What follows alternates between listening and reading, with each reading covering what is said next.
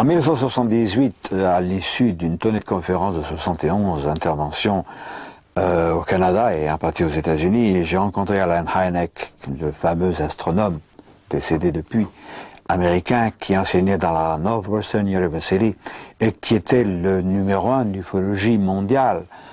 Alan m'a fait un cadeau, c'est cet agrandissement de la cabine Apollo 11 que vous voyez derrière moi. Cela pour nous amener peu à peu aux États-Unis où, bon, bien sûr, il y a davantage d'observations d'OVNI parce que c'est un territoire immense. Mais bien que la censure existe aux États-Unis comme partout ailleurs sur la Terre, paradoxalement, l'information y est plus libre. Et nous allons nous en rendre compte au cours de cette vidéocassette.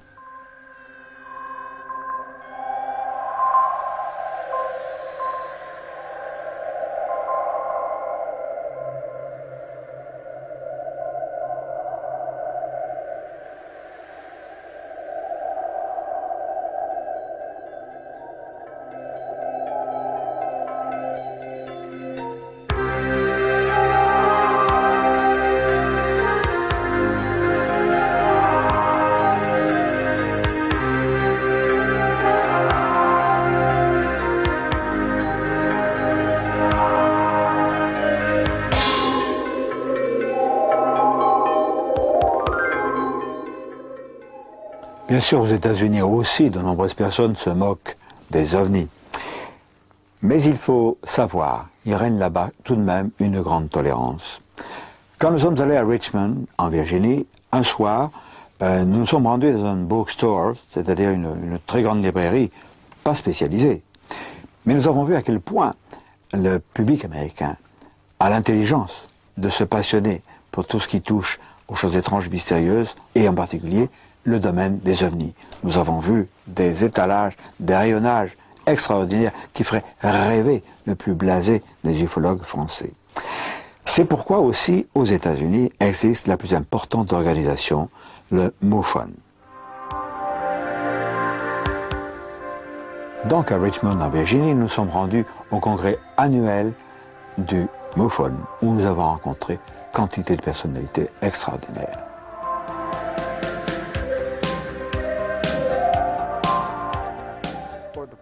En France, le MUFON n'est pas connu. Pourriez-vous nous le présenter? Oui, je suis le directeur international du réseau mutuel OVNI, dont les initiales sont MUFON, M-U-F-O-N. Nous sommes la plus grande organisation OVNI au monde. Nous couvrons toute la planète. Aux États-Unis, nous avons un directeur pour chaque État et nous divisons chaque État dans un groupe de comtés où des directeurs de section supervisent les enquêtes sur les OVNI dans leur secteur. C'est ainsi que nous obtenons nos données brutes qui deviendront nos rapports et nos études.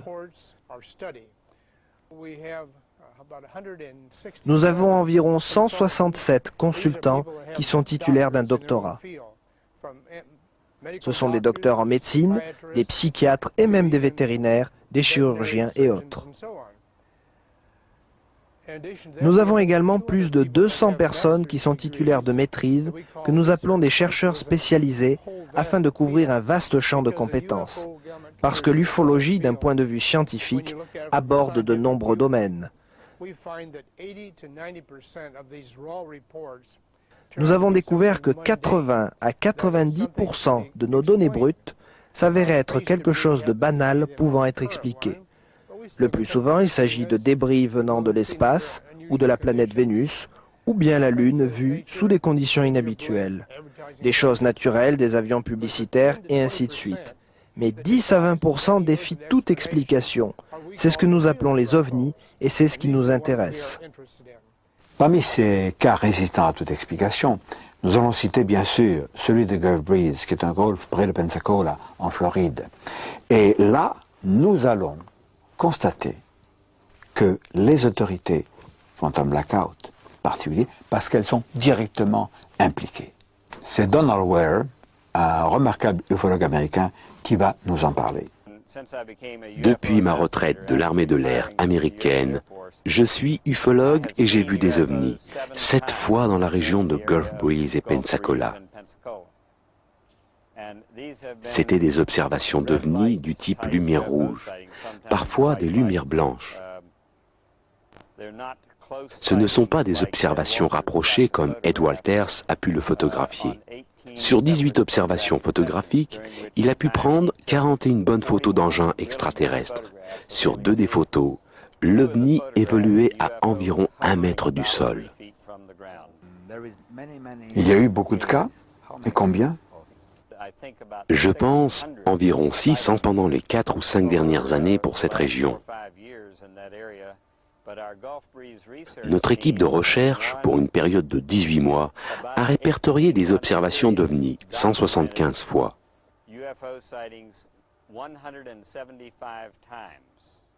Ils se montraient alors 3 fois par semaine.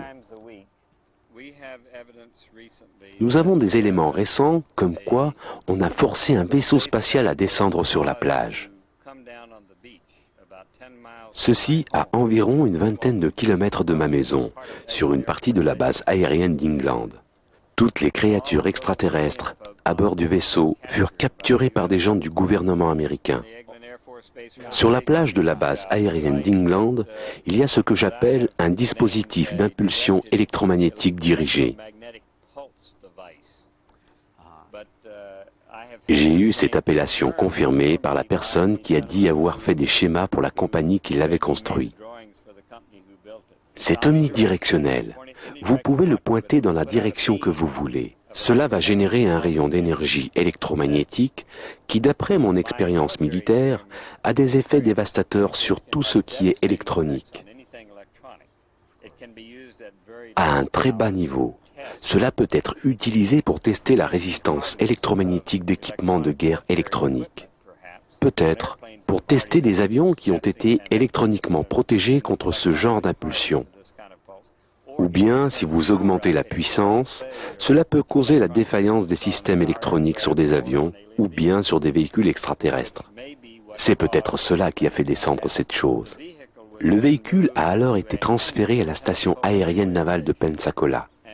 Les chefs d'état-major de l'armée américaine se sont rencontrés à la station navale aérienne de Pensacola le 21 août 1988. Ils ont visité un hangar qui était sous haute surveillance, équipé d'air conditionné depuis plusieurs semaines avant cela. Nous n'avons pas de preuves, mais nous avons beaucoup d'éléments circonstanciés comme quoi c'est ce qui est arrivé. Le cas de Gulf Breeze aux États-Unis est parfaitement connu, mais c'est pas vrai pour nous en Europe. Aux États-Unis, il faut le dire, l'information circule. Il y a une production énorme d'ouvrages sur l'ufologie. Nous nous en sommes rendus compte au congrès du MUFON à Richmond, à Virginie, avec l'abondance des stands qui proposaient des livres neufs, bien sûr, des nouveautés, mais aussi de très vieux bouquins. Et j'ai eu la surprise de trouver la traduction de mon bouquin « Les secours volantes viennent de notre monde », un documentaire, qui est paru en 1954 en France, mais la traduction anglaise a été publiée en 1956. C'était une pièce de musée. En dehors des ouvrages, documentaires et autres, il y a un envahissement de gadgets touchant directement ou indirectement l'ufologie, les t-shirts, des autocollants de diverses sortes. Et puis il y a des porte-clés, il y a des ceinturons. Vous voyez même ici un petit gris, un short grays. Ce n'est pas du mercantilisme, c'est entré dans les mœurs. Il y a une chose, par exemple, qui n'est pas du tout divulguée en France. Bien des ufologues même rigolent comme des imbéciles.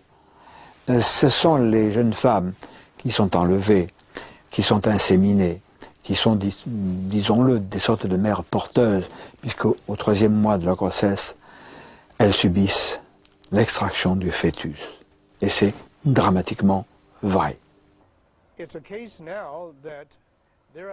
C'est un fait maintenant qu'ils enlèvent des hommes et des femmes afin d'utiliser leurs ovules et spermatozoïdes pour inséminer des femmes.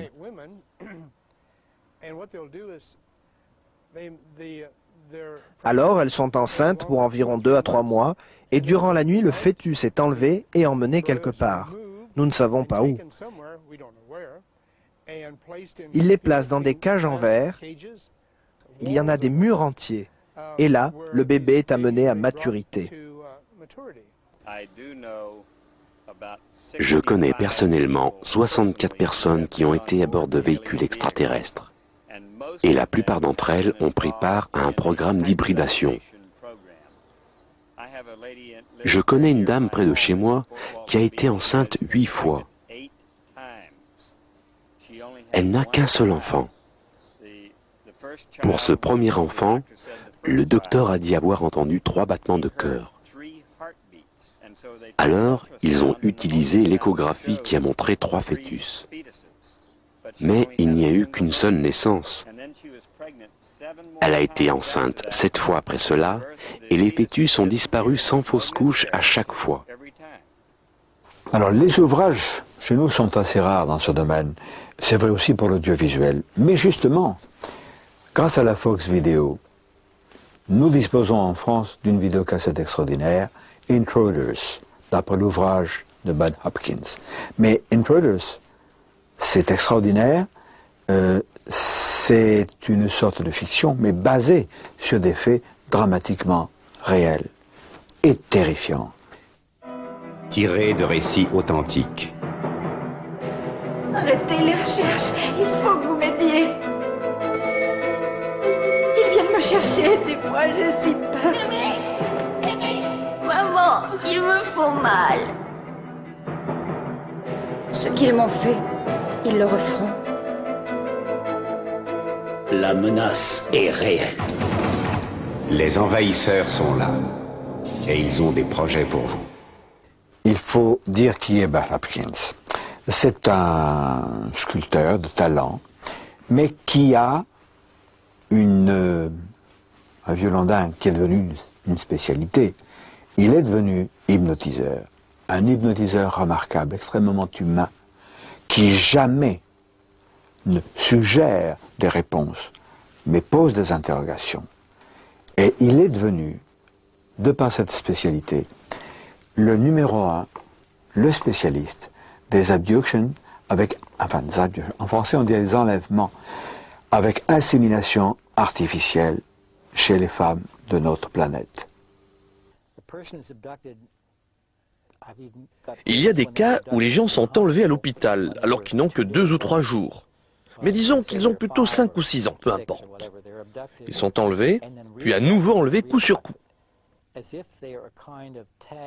C'est comme s'ils étaient des animaux marqués pour une étude de la race humaine.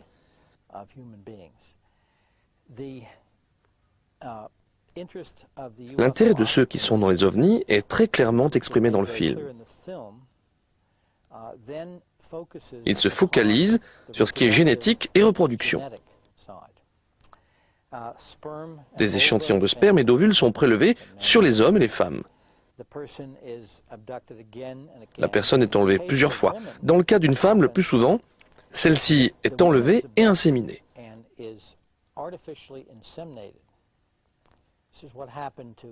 C'est ce qui est arrivé à Kathy Davis et qui a inspiré le film Intruders.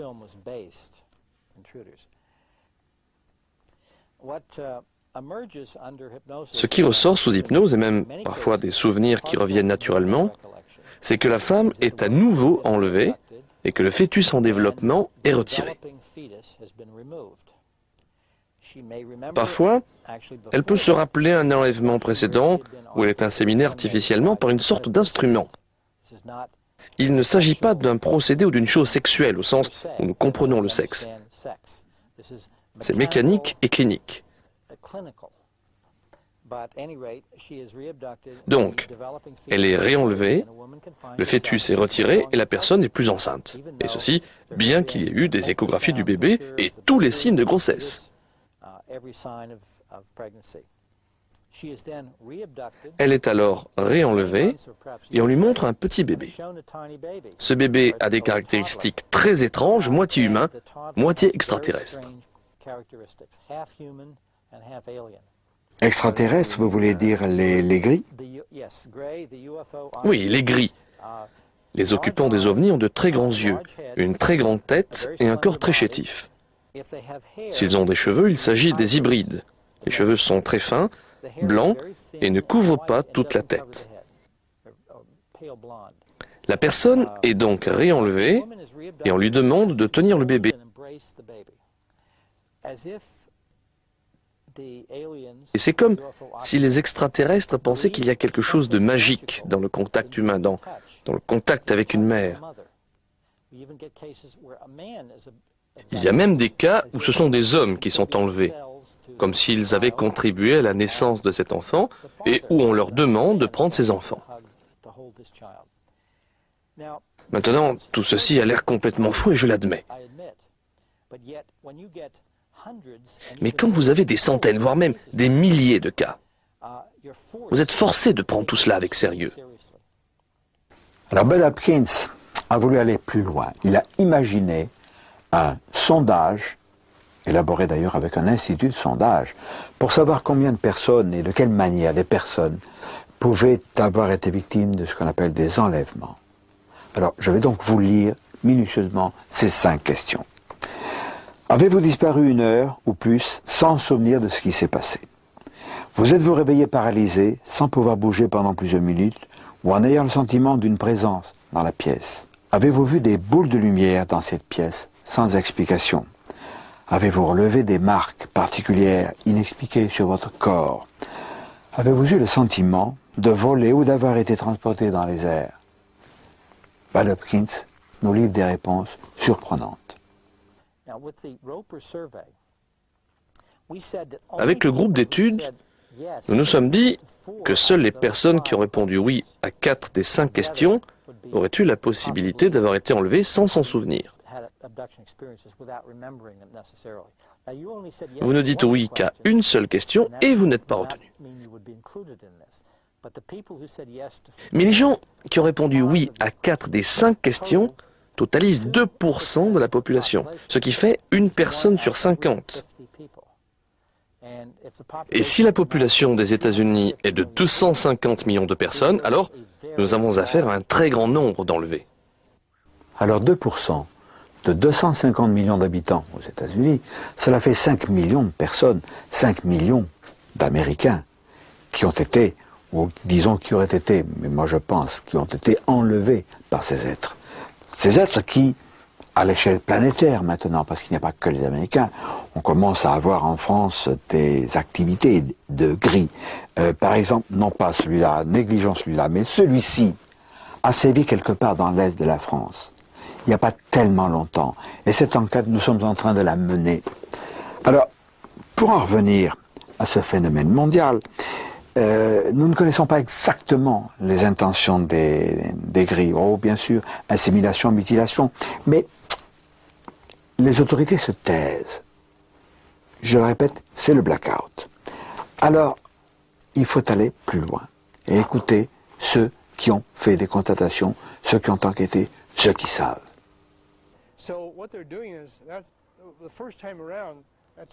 Ce qu'ils obtiennent la première fois est à moitié humain et à moitié extraterrestre. Donc leurs enfants feront plus qu'1 mètre à 1,20 m. Ils pourront atteindre la taille d'1,50 m. En croisant ainsi de suite, et ceci pendant des années, ils créent une nouvelle espèce qui a de l'endurance et de la force. Parce que s'ils ne font pas ça, ils vont disparaître, ils n'existeront plus. Je pense que c'est leur méthode pour garder leur espèce en vie. Je pense que la principale raison pour qu'il y ait un silence des gouvernements est la suivante.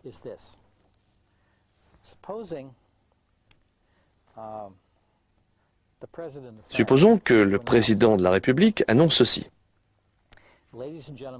Mesdames et messieurs, les extraterrestres sont présents dans notre environnement, nous ne pouvons rien y faire. Ils peuvent surpasser en vol tout ce que nous avons. Ils enlèvent des Français, des hommes, des femmes et des enfants la nuit. Ils ramènent ces personnes en effaçant leur mémoire et en les utilisant pour faire des expériences. Nous ne pouvons rien y faire. Pour couronner le tout, nous ne savons pas où tout cela doit aboutir. Nous ne savons pas finalement s'ils se montreront amicaux ou non. Je vous ferai savoir quand nous en saurons plus. Merci et bonne nuit. Je pense que ce serait la panique. Et aucun gouvernement, François Mitterrand ou un autre, ne prendra les devants pour avouer une telle faiblesse. Nous sommes prisonniers. Oui, c'est entre leurs mains. Il n'y a rien que nous puissions faire. Maintenant, et c'est très important, je ne les vois pas comme des ennemis qui nous malmèneraient de façon délibérée. Ils n'ont pas l'air de faire ça. Ce ne sont pas des amis qui nous aident non plus. Ils sont ici pour leurs raisons. Il est malheureusement difficile, sinon impossible, d'en savoir davantage sur le comportement, sur les motivations des extraterrestres en raison de la censure du blackout appliquée par les gouvernements, tous les gouvernements. C'est pourquoi un groupe de gens courageux aux États-Unis ont créé Operation Right to Know, opération droit de savoir, sous-entendu, voir la fin du secret sur les ovnis et les extraterrestres. Et parmi les fondateurs de ce mouvement se trouve Ed Komarek. Opération Droit de savoir est une organisation internationale que nous avons créée pour obtenir des gouvernements du monde entier la divulgation des secrets concernant les ovnis.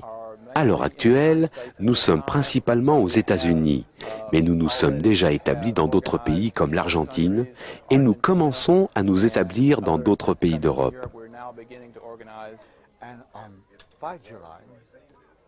Le 5 juillet, vous allez manifester à Washington devant la Maison Blanche. Allez-vous rassembler beaucoup de monde? Ceci est en fait notre deuxième manifestation. Lors de la première, nous n'étions que 2. Et lorsque nous sommes allés à Washington, de plus en plus de gens nous ont rejoints. Maintenant, nous avons une organisation avec des membres, une lettre d'information. Et avec la couverture médiatique dont nous avons disposé, nous n'avons en fait aucune idée de combien nous serons. Nous avons prévu de 50 à 100 personnes, mais nous pouvons être des centaines. L'opération Droit de savoir, Operation Right to Know aux États-Unis, a une vocation internationale. Nous avons rencontré là-bas le représentant de cette organisation en Argentine, mais Guillermo Aldonati, c'est son nom, n'a pas les mêmes coups des franches que les Américains, ni peut-être nous en France, et il va nous parler des problèmes auxquels il a été confronté. Nous avons établi des projets pour faire une manifestation analogue à celle qui va avoir lieu lundi prochain à Washington. Mais nous avons eu certaines pressions, vous savez, cela venait des politiciens et de la police. Parce qu'ils disaient que si nous faisions ce genre de manifestation, cela voudrait dire que nous sommes fous, vous comprenez?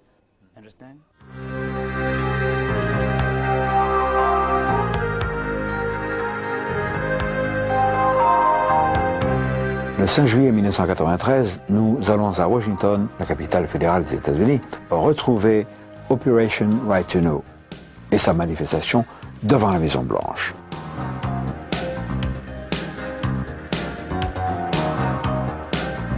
We're here to let the world know, and we're here to tell the government, no more lies!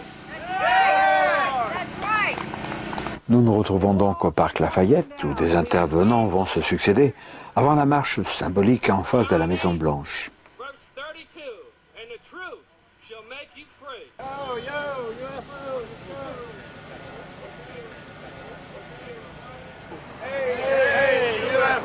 People have a right to know. Hey, UFOs, people have a right to know. Hey, hey, UFOs, people have a right to know. Hey, hey, UFOs, people have a right to know. Hey, hey, UFOs, people have a right to know. Hey, hey, UFOs, people have a right to know. Hey, hey, UFOs, people have a right to know.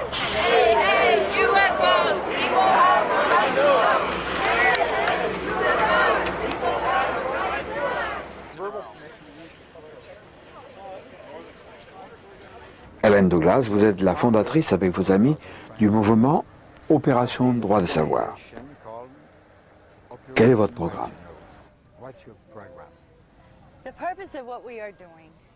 Notre intention est de donner aux gens qui savent la vérité sur les ovnis le courage de rendre publiques leurs informations.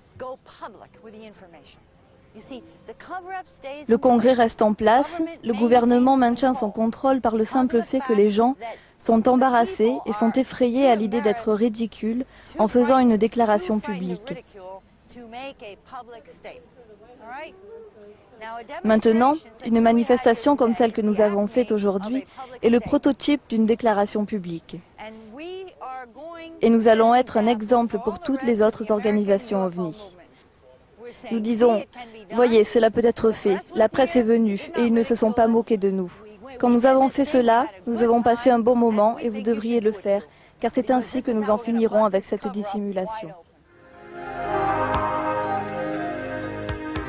Nous allons, après notre amie Hélène de Glace aux États-Unis, retrouver en France, on fait un petit saut comme ça, notre ami Claude Chapeau. Claude Chapeau, tu as eu une formation scientifique, tu as écrit des bouquins, et tu as créé en France, on le rend public aujourd'hui, non pas Operation Right to Know, puisque nous sommes en France, mais Opération Droit de Savoir, sous-entendu la levée sur le secret dont sont entourés tous les phénomènes OVNI, les extraterrestres, etc. Je pense qu'il faut avoir le plus de volontaires possible pour pouvoir créer cette association. Ensuite, il faut la développer. Et pour la développer, nous avons besoin du concours et de la télévision, des médias. Je pense que c'est comme ça que je vois les choses. Sinon, ce n'est pas possible. Il faut souligner que tu entends d'abord réunir autour de toi un nombre important de scientifiques. Tu as déjà des scientifiques. Il faut que les hommes de science, intelligents et honnêtes, qui n'ont pas peur de se commettre avec des gens comme Claude Chapeau, qui est quand même lui aussi un scientifique, et qui a le courage de secouer la poussière des interdits pour dire « nous sommes confrontés à un phénomène dont on sait parfaitement qu'il s'agit d'engins matériels venus d'ailleurs, essayons d'aller un peu plus loin ». Et nous avons pour cela besoin évidemment d'hommes de science. Oui, nous allons surtout nous occuper d'une partie médicale qui est très intéressante, qui va être, je pense, faite par mon neveu, qui est médecin biologiste et qui a travaillé à l'Institut Pasteur. Nous pensons, grâce à toutes les associations qui existent en Europe, avoir réunir le plus de patients possible qui auraient été enlevés, ce que disent les Américains, les fameux abductees. Et ces patients, nous leur ferons des examens, toutes sortes d'examens, des examens biologiques, des examens radiologiques, et surtout, par la psychiatrie, nous les mettrons sous hypnose, de manière à savoir exactement ce qu'ils ont vécu lorsqu'ils ont été enlevés. Voilà, je pense que c'est la chose la plus importante que nous devons réaliser ici, en France et en Europe. Alors, nous allons donner l'adresse à laquelle le public va pouvoir écrire. Claude Chapeau, tu es la cheville ouvrière de cette organisation. Tu vas recevoir un morceau de courrier. Alors évidemment, on n'est pas contre le fait de recevoir 2 timbres pour la réponse, hein, parce que tout ça coûte cher. Je ne vais pas sortir une CBI pour faire la quête, mais sous-entendu, si on peut aider cette organisation, eh bien, par avance, merci. Alors, c'est pas fini, parce que ce silence qui entoure le problème des officiels, leur volonté de faire le blackout, tient au fait que les autorités sont complices et impliquées directement dans ce cover-up, dans ce blackout, dans cette loi du silence. Et un de nos amis qui s'occupe de ce problème en Argentine va nous en parler. Maintenant, nous avons des gris, ces êtres gris. Les gris. Avez-vous des bases souterraines? Nous avons des bases souterraines dans la ville de Victoria. C'est peut-être pourquoi on ne veut pas nous laisser expliquer aux gens ce qui se passe ici. Vous avez des enlèvements aussi? Oui. Et des hommes et des femmes? Oui, ils enlèvent des êtres humains comme des femmes et parfois aussi des petits garçons. Nous enquêtons là-dessus. Les bases extraterrestres sont planétaires. Elles sont réparties partout de par le monde. Et nous avons vu qu'elles étaient protégées par leur enfouissement sous des bases militaires. C'est ainsi qu'aux États-Unis, par exemple, au sud-est de Washington, la fameuse baie de Chesapeake abrite certainement l'une de ces bases. Dans les régions en particulier, il y a la fameuse base de Norfolk. Pourquoi je dis fameuse? Parce que, vous le savez, je suppose, c'est là que s'est déroulé, avec Philadelphie également, cette expérience étonnante de ce navire des Eldridge qui a été rendu invisible, pensait-on, en 1943. Ce navire s'est dématérialisé de Philadelphie, s'est matérialisé à Norfolk, des témoins en attestent, il s'est de nouveau dématérialisé là pour revenir à Philadelphie à 640 km. Nous sommes allés à Norfolk, nous avons vu certaines installations, nous avons vu notamment sur les cartes, parce que ce n'est pas des panneaux touristiques qui l'indiquent, qu'il existe dans une zone au sud-sud-est de la baie de Chesapeake, une zone avec des perturbations magnétiques.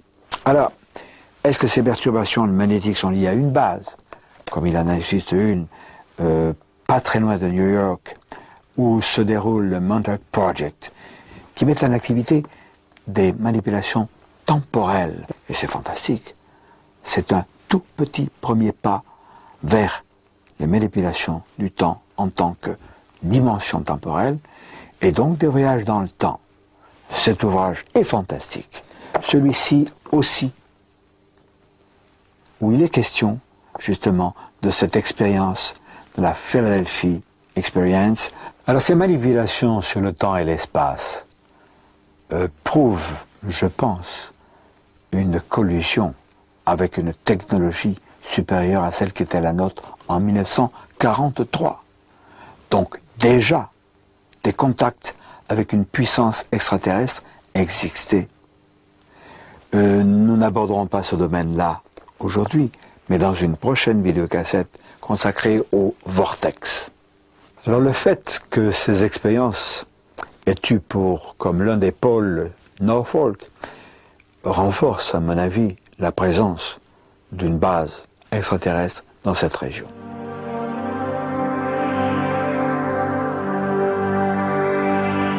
Pour en savoir plus sur les bases extraterrestres et leurs activités, dirigeons-nous vers le Nouveau-Mexique.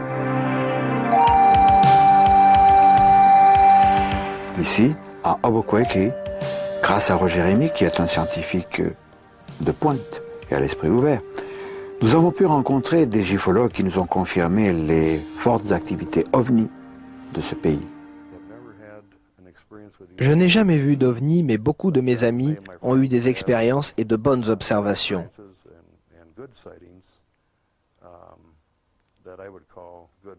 C'est ce que j'appellerais des observations sérieuses. Ce n'était pas seulement une étoile filante ou un avion ou quelque chose comme ça. Je pense qu'on a de fortes chances de voir un ovni au Nouveau-Mexique. C'est une très bonne région. Pourquoi ici et pas au Manitoba ou en New Hampshire ou en d'autres États des États-Unis?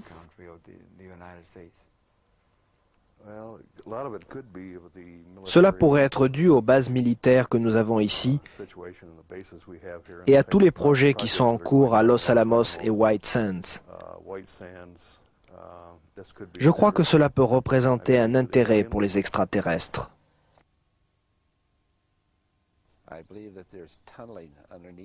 Je pense qu'il y a des tunnels souterrains. Et je crois que les ovnis se déplacent à l'intérieur de ces tunnels.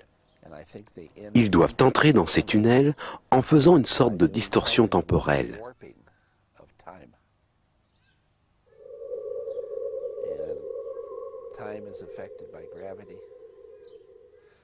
Le temps est affecté par la gravitation. Si vous pouvez créer un champ gravitationnel très intense pour quelques secondes, alors vous pouvez changer l'espace-temps. Je pense qu'il est évident que ces créatures dans les ovnis ont de grandes connaissances en ce qui concerne l'espace. La physique newtonienne, la physique einsteinienne, la physique quantique et ainsi de suite. Ils en savent beaucoup et ils savent comment manipuler ces choses. Voici la raison pour avoir des tunnels.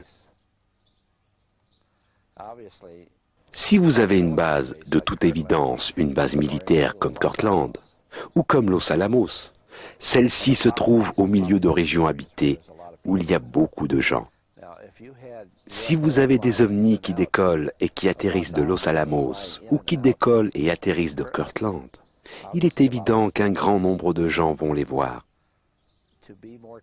Pour être plus clandestin, pour être plus secret, Vous volez dans les tunnels et vous sortez à un endroit où personne ne va y prêter attention. Je pense qu'il y a des tunnels qui vont du mont Arculeta à Los Alamos. Je pense aussi qu'il y a des tunnels dans d'autres endroits du Nouveau-Mexique. Peut-être qu'ils partent du VLA. Ce sont de très grandes antennes.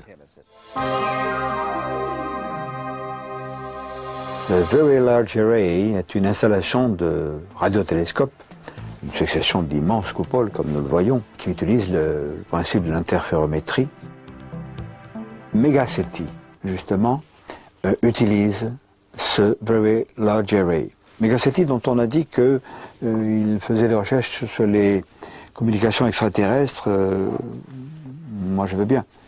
Il semble en réalité qu'il y ait là aussi, là-dessous, une notion d'étouffoir, minimiser le programme de recherche sur les ovnis pour monter Megaseti. Paul Picard a d'ailleurs écrit un ouvrage remarquable sur le phénomène ovni, sur les recherches, et il nous parle de ce Megaseti. Au Nouveau-Mexique, il y a eu de nombreux crashs d'ovnis. Nous le répétons, on ne le répétera jamais assez. Et l'un de ces crashs a été transposé en Suisse par Sidney Sheldon dans ce bouquin publié aux Presses de la Cité, qui est une fiction basée sur des faits. C'est passionnant.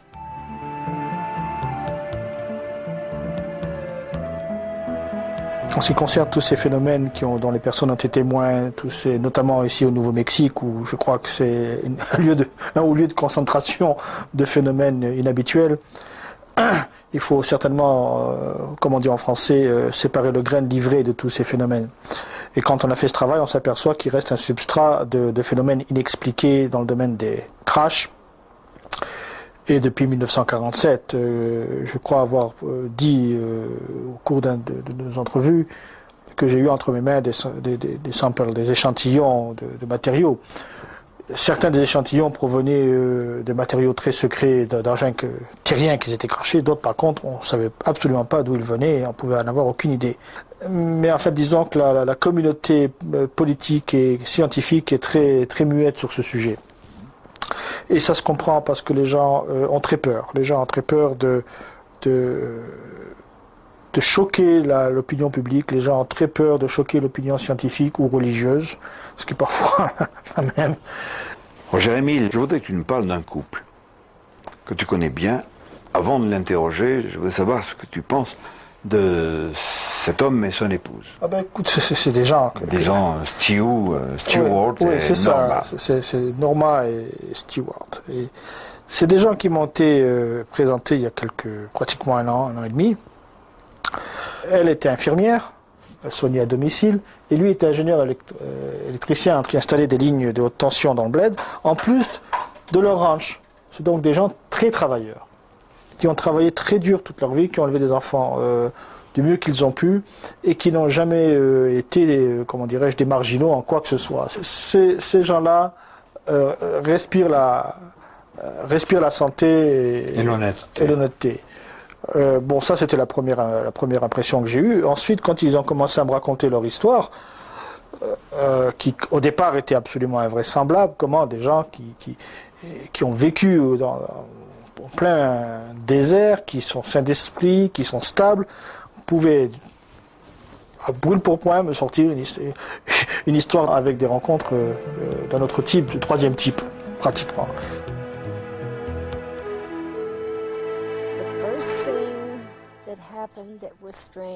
La première chose étrange qui est arrivée a été mon observation avec mon mari et ma fille la plus âgée d'un objet en forme de cylindre qui bougeait en tournoyant autour du sommet d'une montagne appelée Twin Peaks.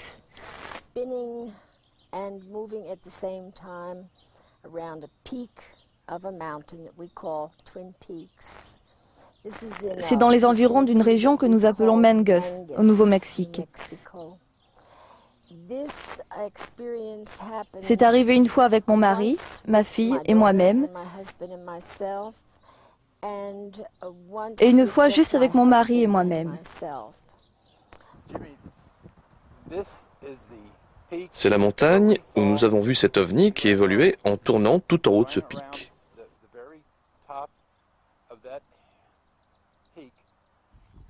C'était durant le jour ou la nuit? Dans le courant de la journée, je dirais que ce serait à peu près à cette heure-ci dans l'après-midi. Est-ce qu'il reflétait la lumière du soleil ou est-ce qu'il avait ses propres lumières? Non, il n'y avait pas de lumière dessus, c'était une sorte de couleur aluminium argenté.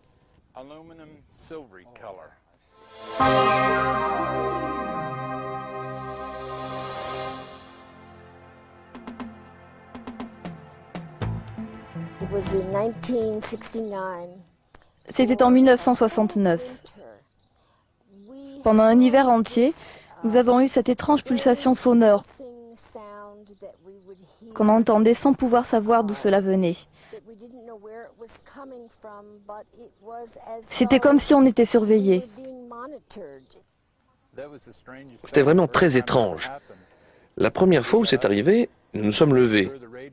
Nous nous sommes assurés que la radio n'était pas allumée, que la cafetière n'était pas branchée. On a éteint la télé qu'on essayait de regarder. Et ce son a continué à pulser. Et c'est arrivé tout au long de l'hiver. On se disait, bien, il nous surveille à nouveau. Et on n'y a plus vraiment prêté attention. En fait, comme nombre de contactés, Norma et Stewart ont été tout au long de leur vie quasiment surveillés, suivis par les extraterrestres. Stewart nous a emmenés dans leur ranch, là où justement lui et son épouse, Norma, ont vécu d'étranges aventures.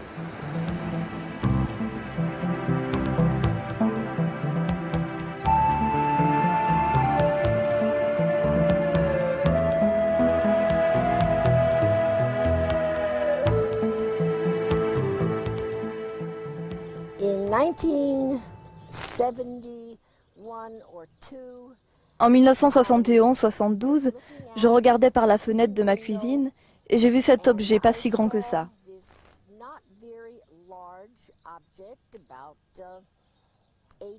Environ 25 mètres de longueur pour à peu près 12 mètres de largeur.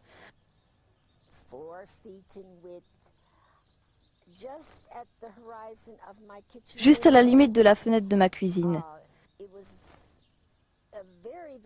Ça a été une observation très rapide.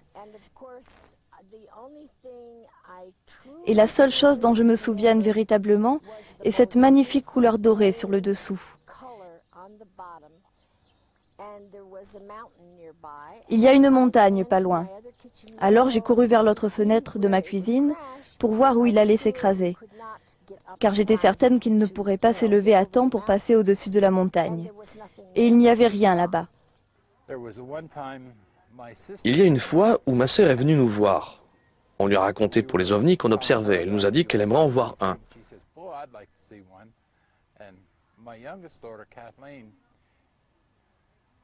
Kathleen, ma plus jeune fille, lui a dit, comme en plaisantant, on devrait aller dehors, c'était la nuit, il y en a un qui devrait nous passer au-dessus. Et bien sûr, il y en a un qui nous a survolé juste au-dessus des arbres, avec ses lumières allumées. Ma sœur était absolument étonnée qu'elle ait pu voir une chose pareille. Et nous étions étonnés que ce se soit passé comme Kathleen l'avait dit, viens dehors et on en verra un. Quand on les écoute, on est pratiquement envoûté par le récit de ces personnes. Que ce soit cette brave dame Norma, son aimable mari et ses enfants. Donc quand même, ça serait une conspiration familiale. Impensable.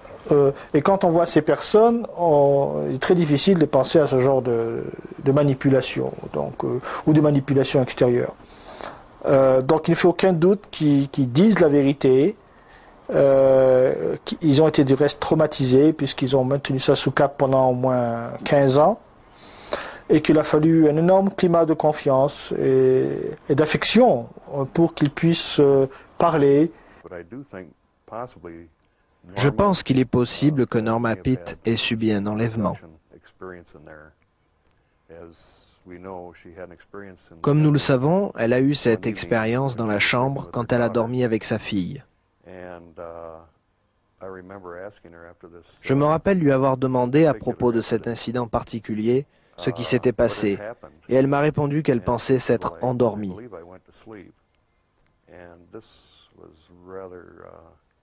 Et c'est plutôt un bon signe en faveur d'un enlèvement. Ma fille, je suppose, dormait sur le ventre. J'étais couchée sur le dos. C'était juste avant que je m'endorme. J'ai ouvert les yeux et j'ai vu un cercle de lumière blanche sur le plancher de la chambre. Mais cela venait à travers le toit, comme ceci.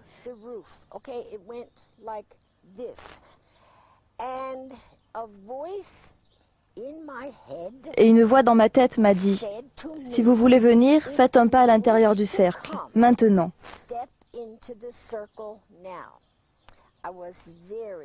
J'étais très effrayée. Je ne pouvais pas savoir qui c'était ou ce que c'était.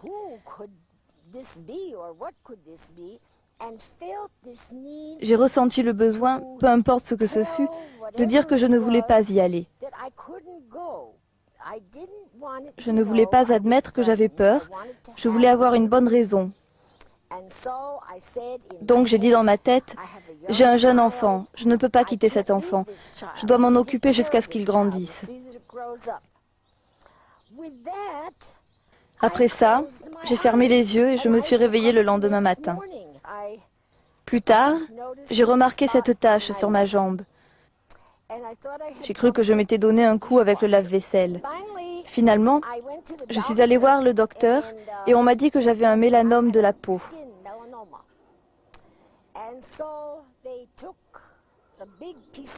Ils ont fait un gros prélèvement sur ma jambe pour me dire après que je n'avais pas de mélanome.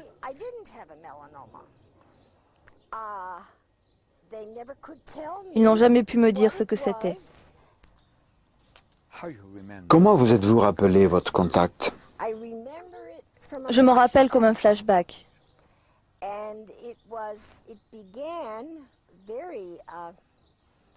Ça commence alors que je suis très calme et que je suis à l'intérieur d'une pièce qui est ronde et d'un gris cotonneux.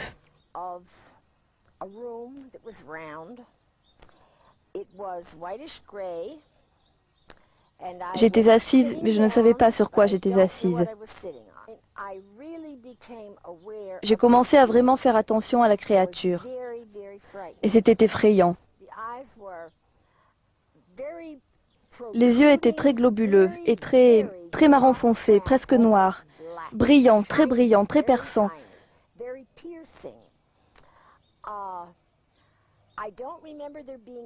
Je ne me rappelle pas qu'il y ait eu un nez et la bouche était très petite, une très petite bouche. Je ne me rappelle pas non plus s'ils avaient des oreilles ou pas. Mais je me rappelle que je ne pouvais pas voir le cou, parce que le menton descendait jusque sur la poitrine.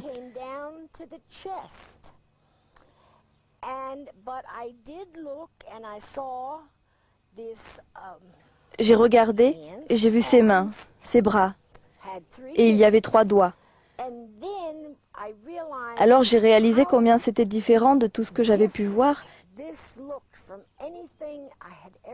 et je suis devenue alors très agitée.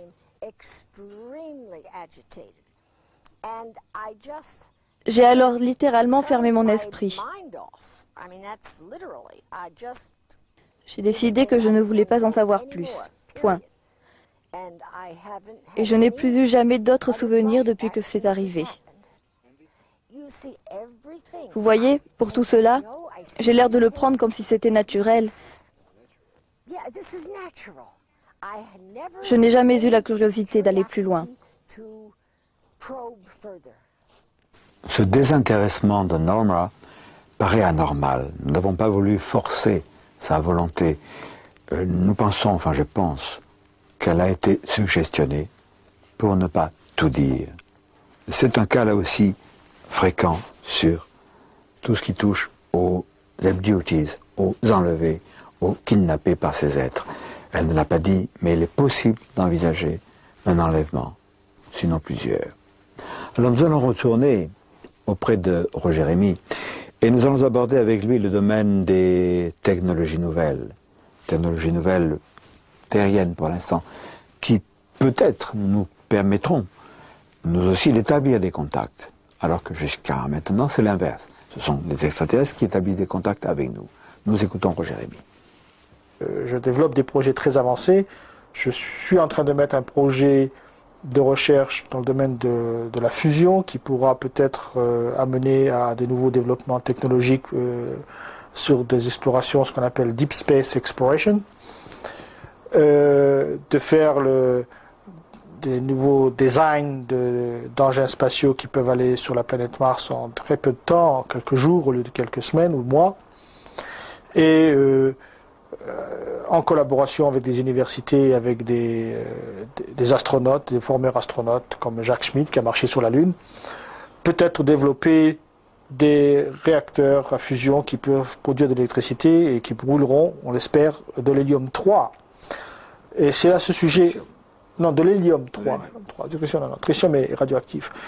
Ce mot hélium 3, je ne sais pas s'il est très connu du public, et c'est là-dessus que je souhaiterais, en tant que membre de l'IMSA, faire vraiment une parenthèse bien marquée. On a découvert en 1985, quand on a ramené des échantillons de la Lune, que la Lune avait un minéral appelé la régolithe, et que dans cette régolithe, il y avait un gaz qui était propulsé par les vents solaires depuis des billions d'années, et que ce gaz, c'est de l'hélium 3. Bon, c'est un gaz très rare sur Terre, il y en a peut-être en tout que quelques kilos. Ou alors il provient de la désintégration des fuels radioactifs des missiles. Donc c'est un produit très rare. Mais par contre, sur la Lune, il y a pour plus de 1 millier d'années de réserve d'hélium 3 qui peut être utilisé comme carburant pour la fusion, et laquelle fusion peut produire donc de l'énergie électrique si on arrive à allumer l'hélium 3 en tant que fusion. L'avantage, le grand avantage que le public ne connaît pas, c'est que l'hélium 3 est aneutronique, c'est-à-dire qu'il ne dégage pas de radiation. Donc il est certain que nous n'avons pas tellement le choix d'avoir des progrès très substantiels dans le domaine à la fois des matériaux et de l'efficacité des conversions énergétiques. Et qui plus est, d'avoir des énergies propres, qui ne polluent pas, où il n'y a pas de déchets radioactifs. Donc quand on arrive déjà à cette progression intellectuelle et technique, le pas est presque franchi d'ouvrir la fenêtre pour l'espace. Concernant ces techniques avancées, nous allons vous proposer un document tout à fait extraordinaire. Il a été obtenu à partir de la navette spatiale américaine, donc en plein espace. Filmé lors de la mission STS-48 de septembre 1991, cette image représente une partie du globe terrestre plongée dans l'obscurité de la nuit. Dans le coin supérieur droit de l'écran, vous voyez le ciel ou l'espace. C'est au centre de ce rond qu'apparaît l'objet en cause. Jusqu'à présent, son mouvement ne semble pas anormal. Mais vous remarquerez qu'un flash va se produire sur la gauche de l'écran. Alors l'objet va modifier brutalement sa trajectoire, ce qui implique des caractéristiques de vol impossibles à atteindre pour des engins terrestres connus. Vitesse maximale 320 000 km/h, accélération 14 000 G, c'est-à-dire 14 000 fois l'intensité de l'apesanteur que nous subissons à la surface de la Terre. Sur cet agrandissement, nous verrons mieux ce changement de direction et vous remarquerez aussi un trait lumineux qui semble frôler l'objet après cette modification de cap. Donald Ratch, qui a participé à l'opération Droit de savoir, va nous conter dans quelles circonstances il a obtenu accidentellement ces images étonnantes.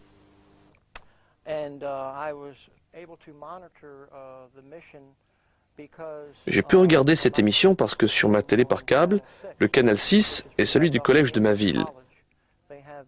Et sur leur campus, ils ont une antenne satellite. Ils reçoivent les signaux de la NASA qui viennent de l'espace. Le signal est ainsi passé par la télé par câble et je l'ai enregistré avec mon magnétoscope. J'ai ainsi enregistré 12 heures d'émission.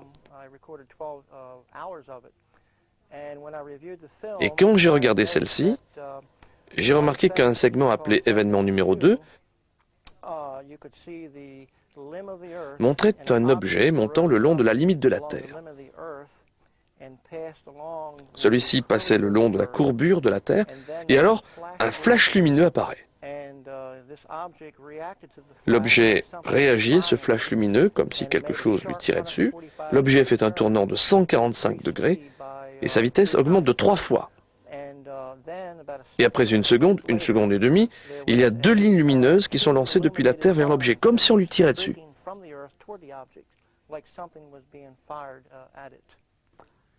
Qu'a dit la NASA? Je me suis tourné vers mon député et lui ai envoyé une copie du film. Elle a alors transmis à la NASA. Ils ont envoyé une réponse dans laquelle ils maintenaient que l'objet était un débris et que ce débris n'était à quelques trentaines de centimètres de la caméra. J'ai alors envoyé le film à Richard Hoagland, qui avait fait des études sur les monuments de Mars. Lui et un docteur en physique ont analysé le film et sont arrivés à la conclusion que l'objet n'était pas à quelques mètres, mais à 2800 km de la caméra. Vous remarquerez que la NASA a parlé de débris de glace. De glace, pas de glace à la vanille, bien sûr, ni de glace de morceaux de miroir, non, mais d'une glace qui se forme autour de la navette. Donc la NASA authentifie, s'il s'agissait de glace, authentifie le film comme étant pris effectivement depuis une navette spatiale. Ça, c'est très important. Mais la manière, la vitesse, dont le déplacement de cet engin, tout ça, est quelque chose de tout à fait bizarre et insolite qui ne correspond pas avec notre technologie. Alors peut-on invoquer une origine extraterrestre pour cet objet? Pourquoi pas? Mais alors pourquoi ces flashs, ces tirs soi-disant laser? D'après Roger Rémy, il pourrait s'agir d'une nouvelle technologie mise en œuvre par l'Air Force. Bon, nous savons que l'Air Force travaille sur des projets extraordinaires. Voici un document émanant de la NASA. Oh, nous ne l'avons pas volé, nous ne l'avons pas dérobé. C'est un document qui est disponible. Et il fait état de choses tout à fait étonnantes dans le domaine de la technologie. Sur ce document, il est question par exemple de projets de véhicules spatiaux utilisant la fusion, et cette fusion amorcée par les tirs laser. L'important dans le film de la navette spatiale, c'est qu'il y a une anomalie qui est gênante. Cet objet, à l'évidence, n'est pas touché par les tirs des faisceaux laser ou autres. Est-ce qu'il ne s'agirait pas d'une technologie mixte, élaborée avec le concours des extraterrestres? Mais précisons que ces recherches de pointe, selon Roger Rémy, qui est quand même placé pour le savoir parce qu'il fait partie de ces chercheurs de pointe, peut avoir une seule origine terrestre.